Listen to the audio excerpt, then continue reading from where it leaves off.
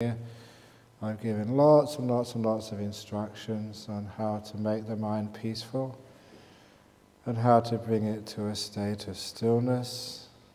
And the sorts of strategies which I have described are not just for meditation, they also work for your daily life as well.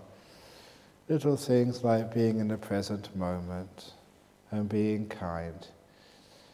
If anybody wants to have a very simple philosophy for life, you can't go past that story I did in the opening the door of your heart of the Emperor's 3 questions. I use that for meditation, I use that for life. The Emperor's 3 questions. An emperor who was fed up with organized religion. Basically, people always arguing with each other, always saying who's got the truth and who's right and who's wrong.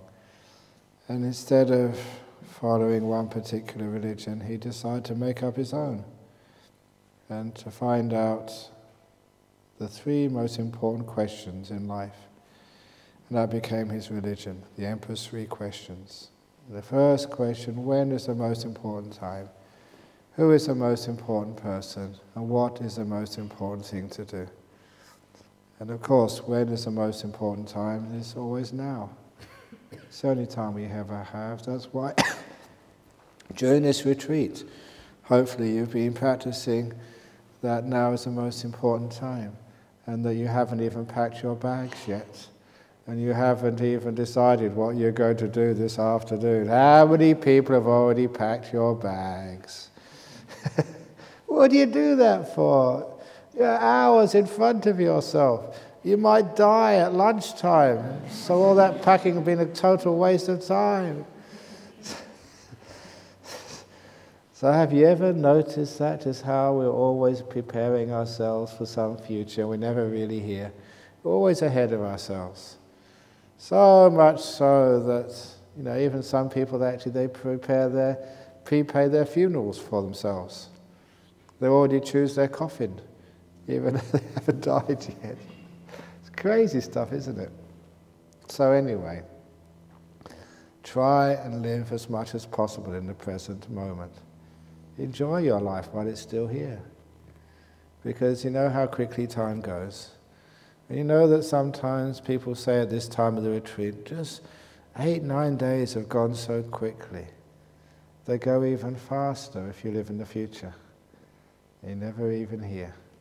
So hopefully during this retreat you've learned how to stop all this planning for the future and running ahead of yourself, and just to live more in the present moment, to enjoy the place. And if you haven't done that yet, please make the best use of the last remaining hours. Please get your money's worth.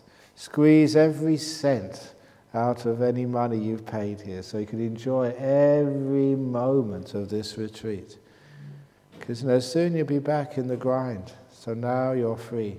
Enjoy it. It's really strange, as I think I mentioned before. Before you come on retreat, you're planning to come here. And as soon as you're here, you're planning to leave. This seems to be our life. We're never actually where we are. We're always planning to go on to the next destination.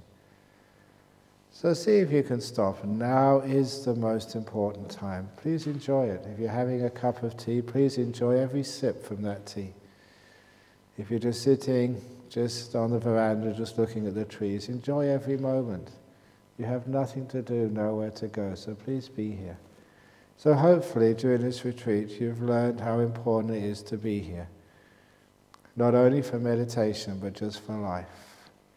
And the next question, who is the most important person, was another part of mindfulness. The most important person is the one right in front of you. It's a very beautiful answer, because I always thought maybe I'm the most important person, or God is the most important, or someone is the most important person. But when it said the person right in front of you is the most important person, that means that in your life, if you go home and see your partner, you see your little kid, or you see just a postman who comes to knock on the door, if they're right in front of you, they become the most important person in the world. And I try to practice that on this retreat. When you come for your interviews, I've really looked at you, listened to you, as if you're the only person in the world and the most important one.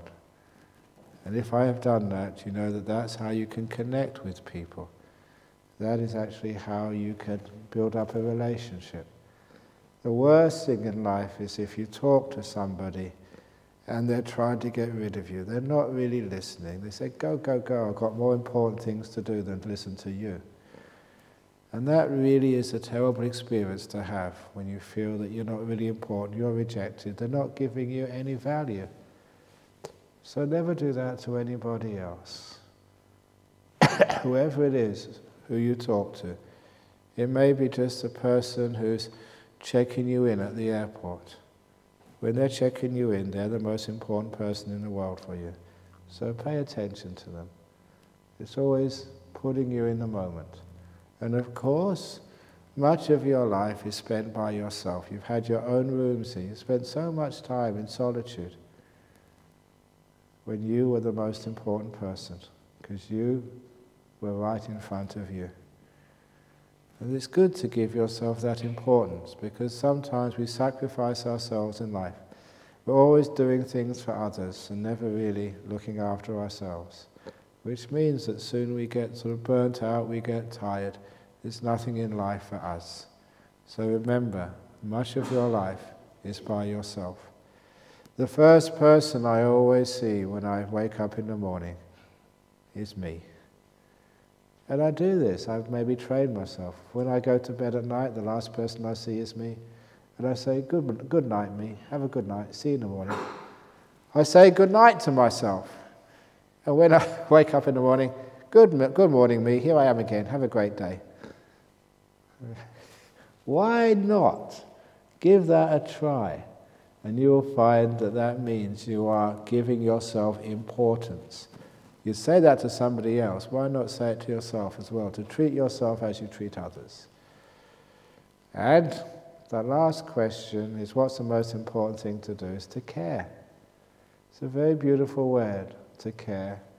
Halfway between caring and being careful is to care, and to care for yourself. And I'm sure I said that story early on in this retreat of the young man who became a doctor, who thought that the purpose of his life is to cure patients.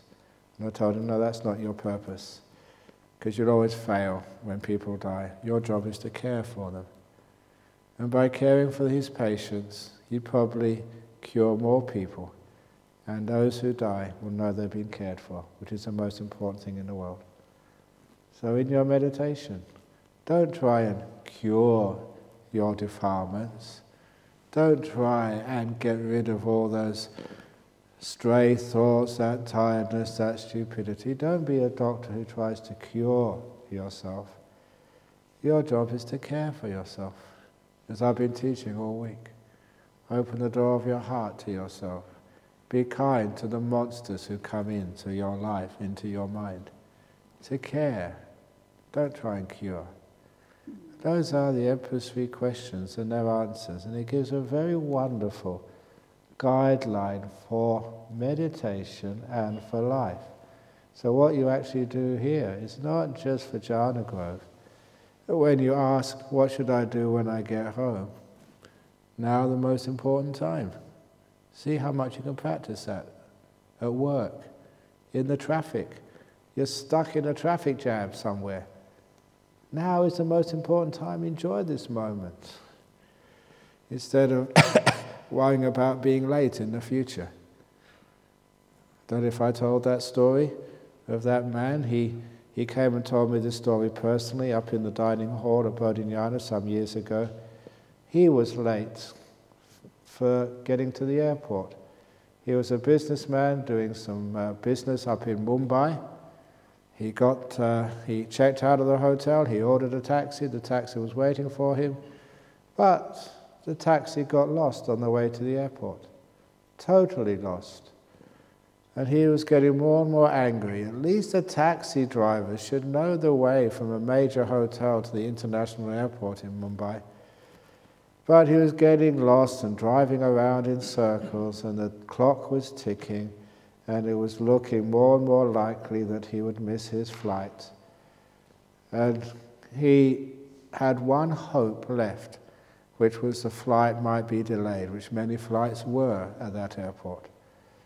But when they finally found the airport and they approached, he realized that for once the flight was not delayed, because he saw it take off. He saw it lift off. He could notice the markings on the tail. That was his flight he should have been on, and he missed it. And he was so angry at the taxi driver. "You stupid taxi driver, you made me miss my flight, and I don't know how that's going to be. All my connections are really up in the air, you stupid taxi driver." And as he was complaining to the taxi driver, that's when he saw his flight fall to the ground, crash with everybody on board killed. "Thank you, taxi driver. You're the most wonderful taxi driver in the whole world. I love you. Here, take a couple of $1,000. Oh, you're great." And that changed his whole life, he told me, that one experience. He was always worried about the future, and who knows what the future might be. For him, if he'd been on time, he'd have been on that flight and he would not be here. He would have been killed too. So it's lovely being in the present moment, enjoying this moment, and not getting angry at it, because we don't know how the future's going to evolve. So don't get upset. Don't worry. Don't be afraid. You don't know what's going to happen. So be in this present moment. You do that here. You're practicing that in this retreat, and you find you'll be much easier to be in the present moment when you get home. Or when you get at work. You know what it's like sometimes. You have a huge amount of work to do. And I know what that feels like, because I have many responsibilities. But when I do any work, I just one thing at a time. This is what I've got to do, and I do this. And if we have one of those books which will be on sale this afternoon, some quotes from me. One of the quotes in that book is from me. It says that a busy person is not someone who has lots of work to do. A busy person is someone who does too much at the same time. That's a busy person. They're carrying too many burdens all at once. Not only do they look busy and they stress themselves out, but also they're not very efficient. So sometimes you can do one thing at a time, and it's amazing how much you can get done. You just don't look busy, but you get more work done because you do one thing at a time, always in this moment. And I remember, because I have to do a lot of arranging with builders. I remember one builder, he was a bricklayer, and he told me this story. He was actually a builder, not the bricklayer. He was building some big mansion in Sydney, and it was a very good contract, because the owner was some very wealthy person, and said, "Look, I don't care what the price is. I want the best plumbers, the best electricians, the best carpenters, the best bricklayers. I don't mind paying extra, because this is my house, my mansion. I want it to be absolutely top quality." And then one day, when the client, this wealthy man, just came to check on his mansion, he noticed this maybe 17 or 18-year-old kid doing the brickwork. And he went straight to the builder and complained. He said, "Look, I wanted craftspeople, people who know what they're doing, not some apprentice. This young guy, get him off my building." And that's when the builder said, "Come and have a look at this young guy." And this young guy didn't look like he was doing much work. But when you counted the bricks, he was laying those bricks much faster than any of the old bricklayers. He had this incredibly beautiful rhythm, one brick at a time, and every brick was perfect. It was just flowing effortlessly. And when the owner saw that, or the client saw it, said, "Wonderful, great, I never realized that." Because he didn't look busy, he thought he was being lazy. But when it was effortless, one brick at a time, it flowed so wonderfully. He was an excellent bricklayer, even though he was only 17 or 18 years of age. It's just like when you are in the moment, you don't look like you're doing much work, but my goodness, you get so much done. You learn that on this retreat, and it works when you go back to your office, except you do get lots of work done, but when your boss comes along, Just play. Do many things at the same time, because otherwise they think you're lazy and they're going to sack you. Just pretend when they're there, just many, many things, and look busy. And when they're gone, you can go back to normal and get more work done.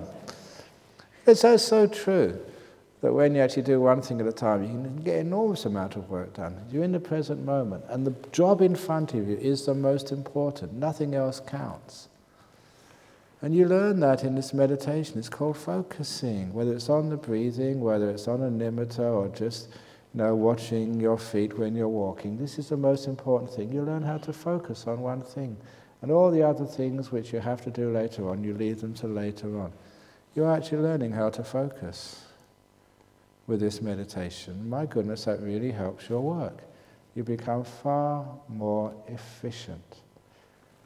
I know I recently went to Korea, and one of the major companies in Korea, Samsung, the people who run that company or own it are all Buddhists, and they insist that everybody who works for that company, there's about 220,000 employees, all have to meditate, whether they're Buddhist or not. That's company policy. And you can understand why. Because it lessens stress, and basically you get more work out of your employees with less arguments, because they're focused. It's just basic training. And every year when I go to Thailand, and as I'm going again in July, I'm always invited to give a talk at the Oriental Hotel. This is not a 5-star, this is a 6-star hotel. I don't get to stay there except just have lunch in one of the rooms there, this is really a fancy hotel, the Oriental. And some years ago, I was on the aircraft and reading an article about it because it had been awarded the prize for the top hotel in the world, beating all the other 6-star hotels. And they interviewed the manager. How come that your hotel had won the award this year for the top hotel in the world? What did you do which was different than all the other hotels? You know what the manager said they did? Said every year we send every employee, not at the same time obviously, we send them to a Buddhist retreat to do some meditation for 6 days at the company's expense. And they said, what do you do that for? No, they're not working. He said, but when I send them on this retreat, they take less sick leave, there's less, office politics. They're far more sensitive to our clients, the people we're housing. They're happier, healthier. It's just good business policy. He said that was one of the main reasons why we won the award this last year. It was the best hotel in the world. I wish I'd have kept a copy of that article to give to you, to send to your big bosses, to say, next time there's a retreat, you should pay me for this to go to Jhana Grove. And you can send everyone else here as well. Because it does actually work. What you learn on a retreat enhances your life in business and also, your life in your family. Now is the most important time.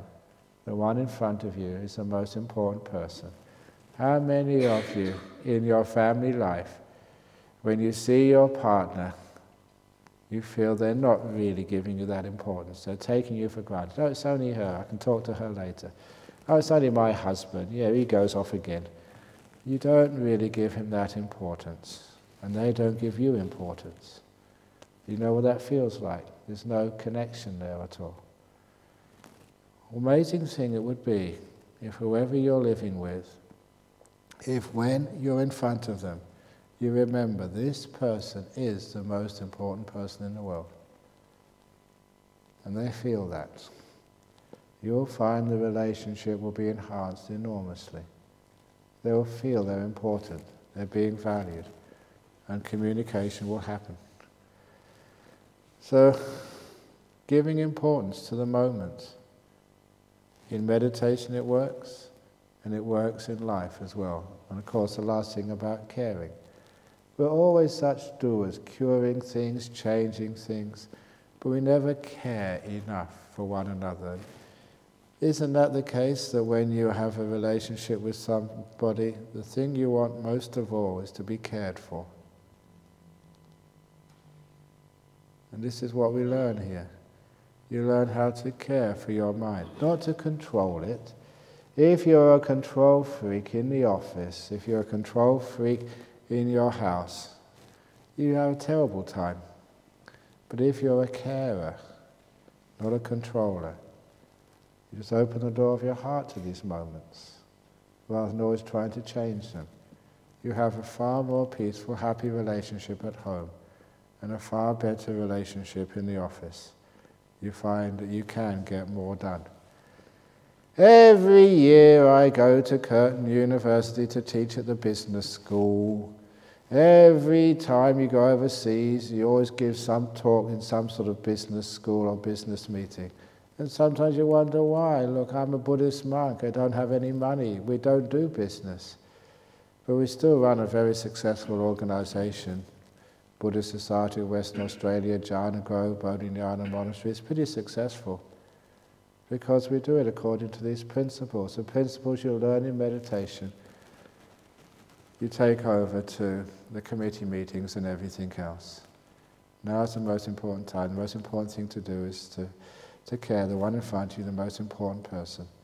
These are skills which are not just for your enlightenment. They work in daily life as well. And little other things like for your health, the ability just to be aware and kind to something. I often tell, well, there's so many stories about how meditation can heal things. Again, I can't remember the stories I told on the first day, but I think I did tell the story, the guy who came in with psoriasis. And I told the story of the guy who was breathing very heavily because he had nasal cancer. Yes, okay. Some of you were asleep when I was giving my talks. Not paying any attention, never mind. But I don't know if I told maybe a personal story of when I had the food poisoning. Didn't tell that story. That was about sort of 20 months ago, not the last rains retreat, the rains retreat before. Because you know that people bring food. You know, you have food brought to you, we have food brought to us every day. And we don't know where that food comes from sometimes. And so there's so much food, and you know, maybe it was cooked the night before and it wasn't properly kept warm. And so every now and again we do get stomach problems. And sometimes those are quite severe, like food poisoning. It's what I keep calling an occupational hazard for a monk, because you don't, make your own food. And it was one of the worst tummy aches I'd ever had. It was food poisoning. And you know what it's like to have food poisoning? You know, your intestines and guts and tummy are just got terrible cramps, and you can't stop it, and it's enormous pain. And I think that was the only time in the last 3 or 4 years I just no way could I eat.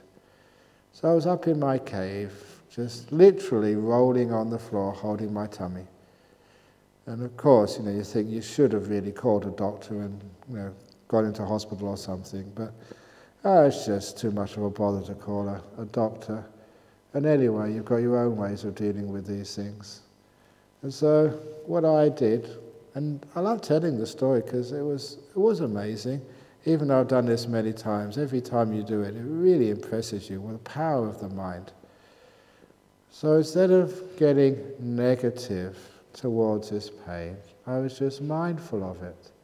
Just aware of the feeling of cramps and agony in your tummy. But not just being aware of it, being kind to it. Always have those two things coming together, awareness and compassion. And so I was kind to my guts. And I knew I was kind because I could see through the mindfulness the pain getting slightly less, only a tiny bit less. I knew I was going in the correct direction, just like that story of being up in the mountain, following the water as it goes down. My mindfulness was giving me feedback. So I could see how the pain was progressing. It was getting worse or getting better. And of course, every time you give real kindness, the pain gets less. More kindness gets less. More kindness gets less. It took 20 minutes, that's all. And at the end of 20 minutes of kindness, there was no pain left at all. Got up, there's not even an ache in there. It was just my guts, my tummy felt just totally normal. And I just got up and just carried on with what I usually was doing that day. And never came back again. Now, I know that food poisoning is some sort of bacteria or virus making havoc in your guts. I don't know what happened to the bacteria or virus, but certainly there was no symptoms left at all. Just 20 minutes of mindfulness together with kindness. Just like I said with the demon who came into the emperor's palace. Get out of here, you don't belong. I don't want this ache, this pain, this agony. Get out of here. And of course it gets worse. Mindful and kindness, welcome. Food poisoning. And of course you do that because you've got no choice. And it gets less, and it actually works. And it's great being a monk who's done this for such a long time. You know it works, you know how to do it. So you don't really be afraid of any pain anymore. You know exactly what you need to do, and you know it's going to work. Just be mindful and be kind. What an incredible thing you learn on this retreat. How to deal with pain when there's no painkiller, you're far away from a doctor or from an ambulance. And you can just be aware of the sensations in your body, be kind to them. My goodness, they just vanish. So these are what you're learning here. Powerful, powerful techniques. So it's not just about learning about the meaning of life, learning how to get jhanas and learning how to be a soul one and all this other stuff. Yeah, that happens too, but some of the free gifts in the cornflake packet. You know, I say that because you eat the cornflakes or the cereals, you know, for the breakfast, but you always get these free gifts in it every now and again.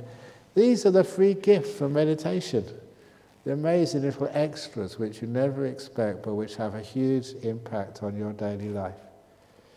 In fact, I always remember this young girl from Penang who keeps coming on my retreats. And she said the first time she heard that story of the Emperor's 3 rings, now is the most important time. The one you're with is the most important person. The most important thing to do is to care. It totally changed her life. She was in an IT company and she used that for 1 whole year. And at the end of the year, she got this incredible promotion above all her colleagues who'd been working in the company much longer, because they recognized that she was an amazing worker. She said, that's all I did. And I remember another story of, I said I love invitations to things I'd never been to before. And I got this invitation through the post to go to an educational seminar, I think in the northwest region of Western Australia or something. They invited me to give a keynote speech at this education seminar in front of the State Minister of Education.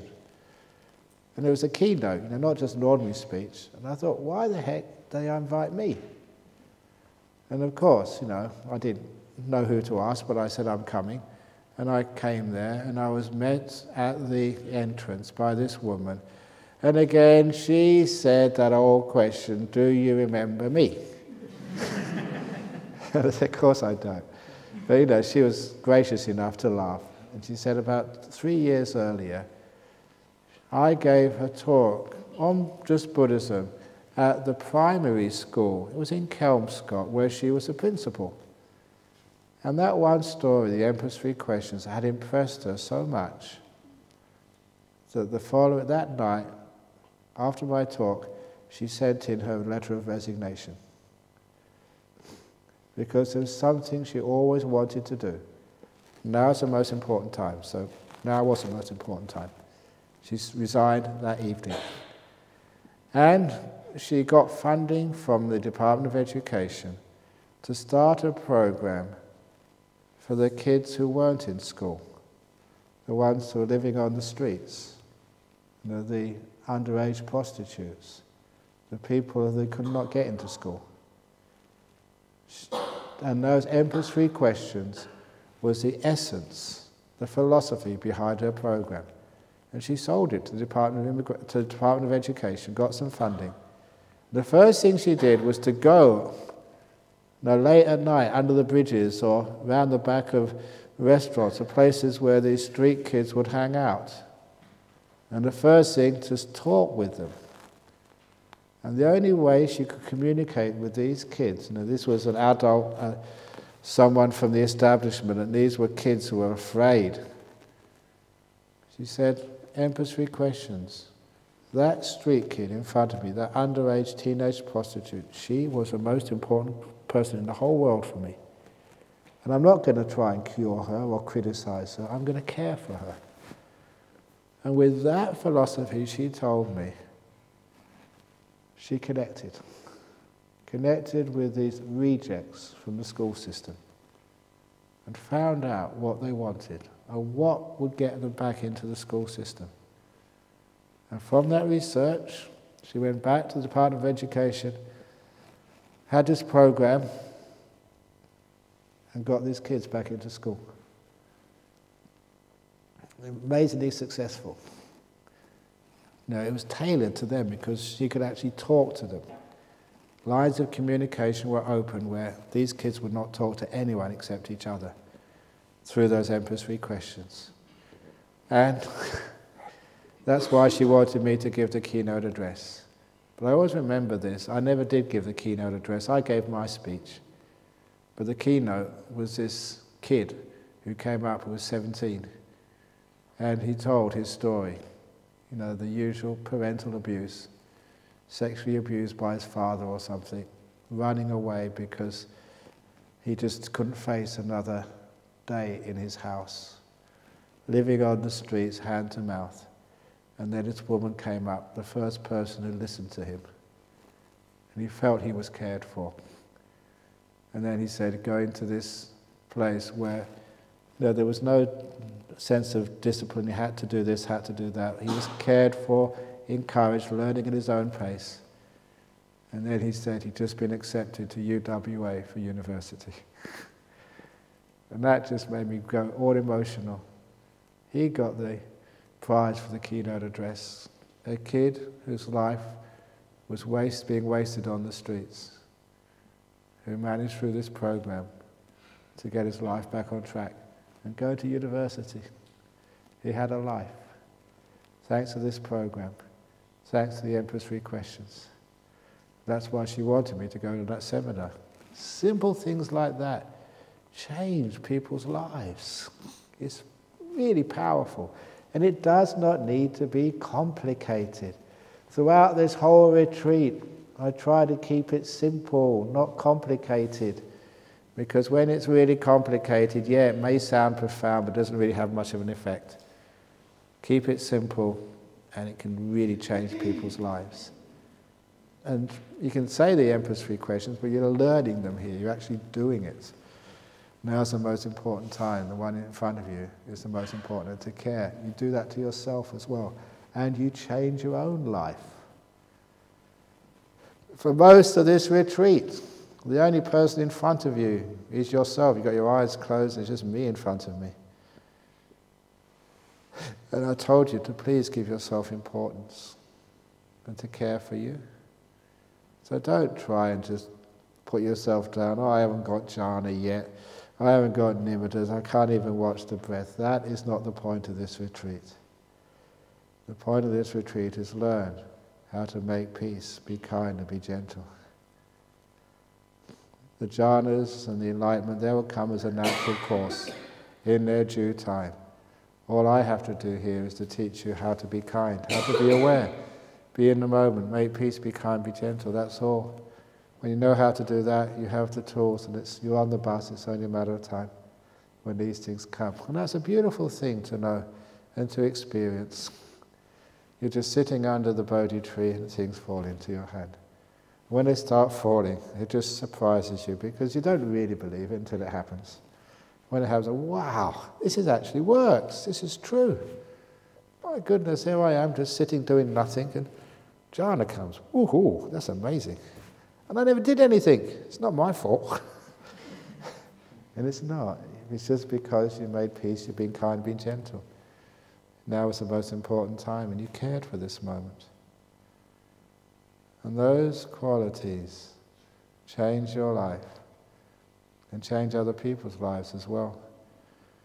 Sometimes people say, oh, you're Theravada, or you're just selfish, out to make people enlightened. What about the rest of the world?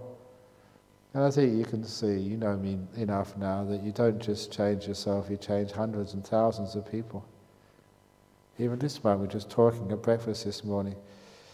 There was one guy who sent a letter to how many people? A few, 6 or 7 friends, because he was suicidal. And he thought of these friends, and the thought of the friends stopped him committing suicide. Jagannatha was one of those. They stopped people from killing themselves. What a wonderful thing that is you can do for others. To give them a life, give them a reprieve from a death sentence. And you do that as well. Your kindness, your goodness, what you learn here, whether you like it or not, you will share with other people. Because of all the brainwashing you've been enduring over the last 9 days, and it is brainwashing, the standard way of brainwashing people is to get them very calm, first of all, in meditation, and then what you put in really sticks. Number 2, you make it funny, and then that's the other trick of brainwashing. It really gets into you. Have you noticed all the advertisements on TV? They're always amusing, they're a little bit funny. That's not just to entertain you. When you're being entertained, your guard is down and the message gets in. That's why I tell jokes. It's my method of brainwashing. And it works. And you don't mind, because it's a good message I'm brainwashing you on. So you do find that you're a kinder, gentler, more easy person to live with in the office, at home and everywhere else. And look, how many people do you meet just in 1 year? And every one of those people you affect. So a little bit of kindness you learn here does get spread to everybody you meet. The way you can just be peaceful and let things go. I told you all about trying to let go of the past. Don't know how many people just keep carrying the pain of the past, the disappointment, the anger, the resentment. And it is justified, and people shouldn't have done that. But they do that. So what choice have you got? You can't change the behavior of the world. You can change your own behavior. You can let it go. You've got the option to do that. You can't change the past, that's not an option. But you have the option to let go of the past. You're free to do that. And when you have the courage, and it is an act of courage to let go of the past, not only are you free, but you're helping other people to also let go of the past and be free. What a wonderful world that would be. If the Arabs and Jews in Palestine and what's it called, Israel. Oh, look, let's bygones be bygones. Look, we've hurt each other enormously. Let's let it go. No more revenge, tit for tat for the past. Al-Qaeda and the US government. Okay, let's forgive each other. Ooh. Would that be possible? Why not? Wouldn't it be wonderful if you see Mullah Omar and Barack Obama giving each other a nice hug? A ridiculous idea, isn't it? Or is it? You learn forgiveness here, letting go of the past. If you can do it, maybe other people can do it. But you have to do it first. Don't expect other people to do it when you're still holding the pain of the past. As far as revenge is concerned, yeah, a lot of people have been hurt. If you really are a Buddhist, karma will sort out revenge. If you're a Christian, God will sort out revenge. He'll punish those deserving to be punished. So no one gets away with anything. You don't need to be the executioner. The job of human beings is to forgive. Karma does the punishing. So you can let it go. What a wonderful thing that is. You learn to let go of the past here. You train, because otherwise you can't get deep meditation. You can't get any meditation. You're sitting here, nothing to do, and all these thoughts of what happened in the past comes up and stops you enjoying peace and freedom. You've experienced that too many times. Until eventually the message sinks in, I don't need to do this anymore. I can let it go. And you do let it go, out of kindness to yourself. And once you can let that past go, what a wonderful ability that is in your life. No longer do you have to suffer because of the stupidity and cruel actions of others. Why do you have to suffer for what other people did? It wasn't your fault. But we do suffer for the bad actions of others. And here, on this retreat, you learn to let it go and be free. What an incredible ability that is in your life. And you can teach it to others as well. You can be free. You can teach other people, whatever happened to you in the past, get out the toilet paper, write it down on brown paper, put it down in the toilet and do the letting go ceremony. It's amazing when you see that happen to people who've been tortured in these countries, because that's where I've given talks before at the Australian Society of Survivors of Torture and Trauma. And these ones have been through real hell. If you think that you've been abused and given a hard time, that's nothing compared to what some of these people describe has happened to them. And they can let it go. And that's such an inspiring thing to see. People who really have been through hell can let it go. And that's what you learn here. You learn how to let things go. So you can have a free and happy, wise life. And the last thing which I taught here, it was sometimes you think it's funny and it's a joke, but half the jokes, if not all the jokes you say here, are really serious stuff. My happiness licenses, which many of you have now got, your own personal happiness license. Why? What's that teaching you? What's that teaching you is sometimes we don't trust ourselves enough. We have to get someone in authority to give us the permission to be happy.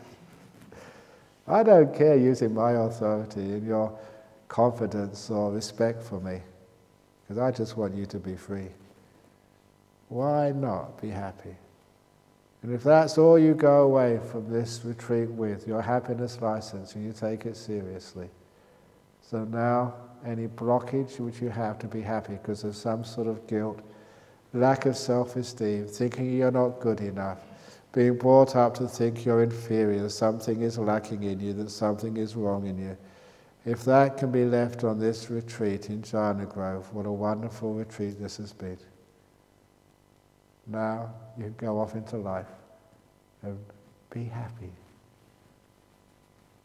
Seems such a simple thing, but again it changes your health, changes your success, changes the way you relate to other people, changes all the people you meet with. What a wonderful thing that is. So when people ask at the end of the retreat, how do I take this back into the world? You've got no choice. You will take it back into the world. Not sitting on the cushion. You won't have so much time to sit on a chair or a cushion or do walking meditation. You have many more duties to perform. But what you've learnt on that cushion, what you've learnt on those red carpet walking meditation rooms. What you've learnt in there deserves that red carpet. You've learned the secret of how to make peace, to let things go, to be kind, to care, not to cure, to give yourself happiness, to be peaceful, be in the moment. The great secrets of happiness you've learned. That's what you'll take back with you. And if you run out of that inspiration, that peace, that happiness, this place is always here for you to come back to next time. But please be quick. Usually these retreats, after 5 or 10 minutes, they're all booked out. You've got to be fast. So I wish you all happiness and peace in your life. Remember, even at home, you can always find a nice quiet place to meditate. Corner of your bedroom is one of the favorite places. Put a cushion in the corner of your bedroom. Put sort of a little Buddha statue or a print of some sunset, anything which is inspiring and peaceful, and use that as your meditation corner. And only meditate there, don't do anything else in there. Maybe listen to some talks or read some meditation books, but don't do anything else in that corner except meditate. That is your holy, sacred corner. Having a place to meditate really helps. If you can do that in your office, if you've got a big enough office, a little place to meditate, fine. If you can't find any place in your place of work, there is always the toilets. Go in the ladies' toilet, if you're a lady, men's in the men's, close the door, and you can even take a cushion in there if you wish, if the seat's a bit too hard. Sit down on there. No one will disturb you, simply because they'll think you're constipated.